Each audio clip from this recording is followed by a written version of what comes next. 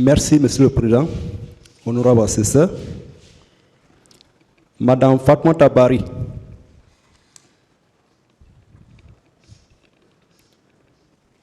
À l'entame de vos propos, vous avez déclaré avoir vu le colonel Moussa Tiebro en compagnie de ses gardes. J'aimerais savoir où précisément vous avez rencontré M. Tiebro et ses gardes étaient au nombre de combien? Il était venu, nous on est venu. Parlez dans le micro, madame. Bon, lorsque nous sommes venus, on a trouvé Tiebro qui parlait avec les jeunes. Les gardes que nous on a vus, c'est des bérets rouges. Il était dans leur pick-up là. Et bon, maintenant, on peut pas. Moi, je n'ai pas identifié. Il était combien en France vérité, parce qu'il y avait des gardes derrière lui. Je ne peux pas identifier là-bas. Ils sont combien. Mais vous avez pu quand même identifier comment ils étaient habillés. Oui, leur habillement, comment ils étaient habillés? Il était habillé en béret rouge. Et oui, ceux qui étaient derrière Tiebro étaient habillés en béret rouge. Les gardes-corps? Oui.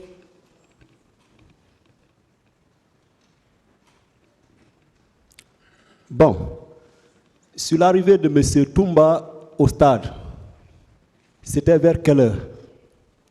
Bon, arrivé, nous, parce que l'air, on ne peut pas connaître là-bas l'air. C'est là où on nous a frappés.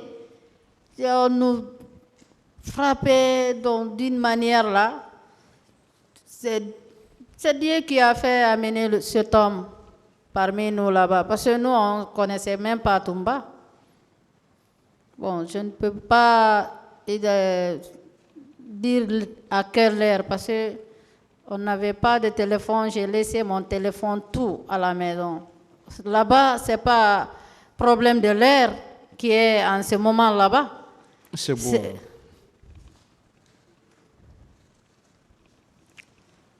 Et selon vous, le carnage dont vous parlez, le carnage a commencé au moins aux environs de quelle heure? Le carnage a commencé entre 10h, 11h, comme ça. En fait, l'air là, pas. Parce que l'ambiance, il y avait tellement d'ambiance, tu ne peux pas savoir c'est à quelle heure. Parce que nous, on n'avait pas de montre. On était là-bas. Vous avez parlé de votre pantalon déchiré, de votre chemise également, qui vous aurait été remis après. Où se trouve votre pantalon et votre chemise qui auraient été déchirés? Bon, monsieur maître, le pantalon qui a été déchiré, j'avais ça sur ma main. C'est là où on s'est caché. La concession, si vous voulez avoir la vérité, allez-y, la dame est là, elle est vivante. C'est une dame enseignante. Parce que lorsque je suis sortie, je suis revenue chez elle pour envoyer le pagne qu'elle m'a prêté et l'habit qu'elle m'a prêté.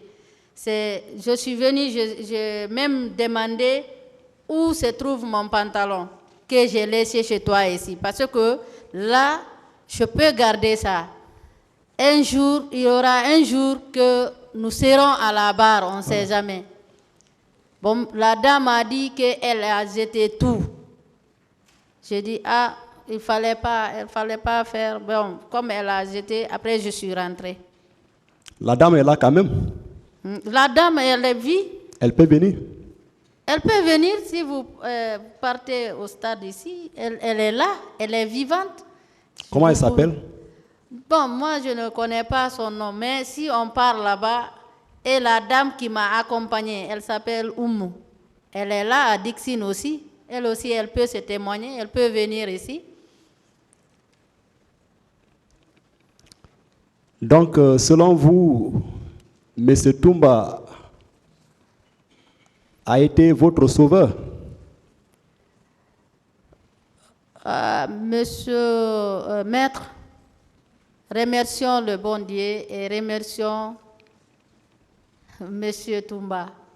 Sinon, vous pensez que si on allait tuer, parce qu'on a tué, hein? On a tué tellement, on a fait des carnages là-bas, mais à son arrivée, nous a beaucoup aidés. Nous, on connaît, nous qui étions au stade là-bas, on connaît.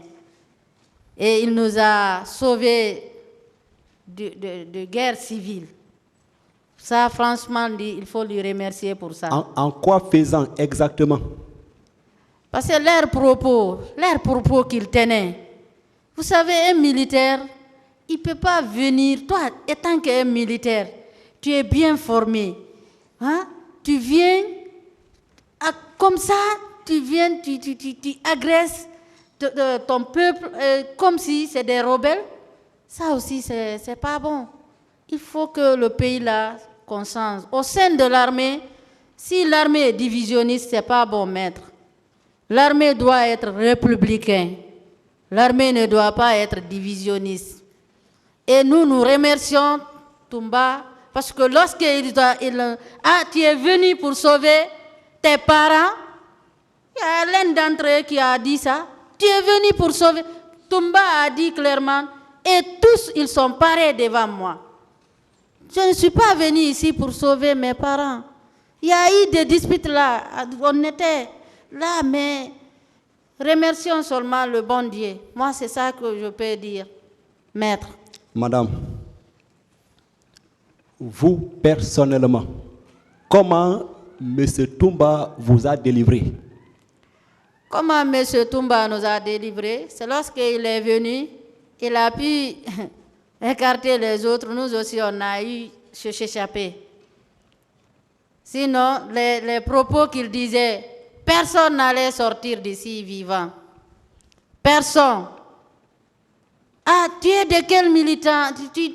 Tu fais partie de... On ne pouvait rien faire. On n'avait pas d'armes. On est des citoyens de ce pays, monsieur le président, maître. On n'est pas parti au stade. Avant tout, c'est notre dignité. Comprenez-nous. C'est notre dignité. Si vous voyez que moi, je me suis déplacé là où je suis pour venir ici, c'est pour sauver la nation. Et on ne veut plus que ça se répète en Guinée, dans ce pays-là. Les genres des choses. Vous me comprenez? Je vous comprends parfaitement. Okay. À Dakar, vous vous êtes quand même rencontré avec M. Toumba, oui ou non? Moi, je n'ai jamais... C'est une seule fois que j'ai vu Toumba passer, lorsque je venais à l'hôpital. À Dakar? Il était dans le véhicule. Je passais pour venir à l'hôpital pour mon rendez-vous à Fan. Je lui ai vu passer ce jour-là ici, au stade. Et c'était en quelle année? Hein? C'était en quelle année? À Dakar, là-bas. C'était oui. En 2011, comme ça, ou 2012. Parce que lorsque on était là-bas, en fait. Vous n'avez pas échangé ce jour-là? Je n'ai jamais échangé avec M. Toumba. Il est là, vous pouvez lui demander. Madame, est-ce que vous n'êtes pas la cousine de M. Toumba? Moi, la cousine de M. Toumba. Non. Non, c'est une question. Non, je n'ai jamais... Je t'ai dit, tu peux voir quelque chose. Je n'ai jamais été le cousine de Toumba. Ça, il faut que... Je n'ai jamais... Toumba est là. C'est au stade que j'ai vu Toumba. Et nous-mêmes, comment on a su que c'est Toumba? C'est l'un d'entre eux qui a crié Toumba est venu. C'est là qu'on a vu Toumba. Comment que Toumba va être mon cousin? Mon cousin, du moins. C'est pas mon cousin. Ne pensez pas cela. C'est bon. Bon. Revenons au cas de viol dont vous prétendez avoir été victime, nous avons des pièces qui accompagnent votre plainte,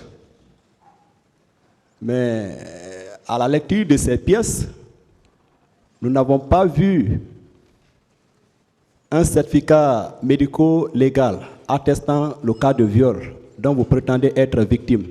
J'aimerais savoir, avez-vous été consulté par un médecin légiste à Dakar ou à Conakry? Moi, j'étais consultée à Dakar par les médecins. C'est à Thiès, avec le docteur Bamba. Et je me rappelle encore très bien, il y avait une dame là, Madame Garcia. Madame Garcia, moi, j'ai toutes mes pièces.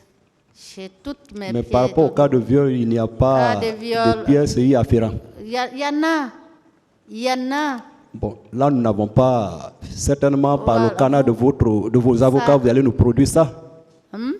J'ai dit certainement par le canal de vos avocats, vous allez nous produire ces pièces afférentes au cas de viol dont vous prétendez être victime.